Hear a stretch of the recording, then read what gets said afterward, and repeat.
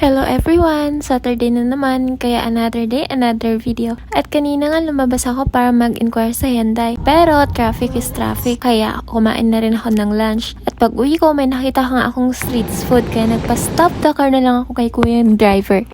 At ayan nga, bumili ako nitong fishball at hotdog. Naalala ko tuloy nung nag-medic training pa ako, lagi namin kinakain to sa barracks. At ang saya-saya namin parang magkakapatid. At ayan nga, dumaan din ako sa Korean store at bumili ng bulldog spicy noodles.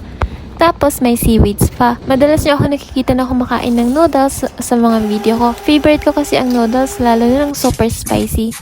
Nung nasa bahay pang ako ng parents ko, lagi akong sinasaway ni nanay dahil sa kinakain ko ng noodles kahit may isda naman daw. At ayan nga, pagkadating ko sa condo, niluto ko na agad yung bulldog for my snacks.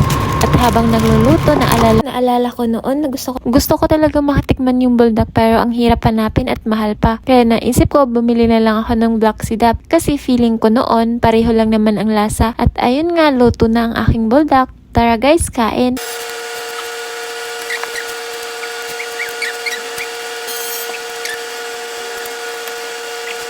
At ayan, nakakain na ako ng maraming beses nito, pero tignan nyo naman, ubos na ubos pa din. So ayun lang, hanggang dito na lang. Salamat sa panonood. Bye-bye!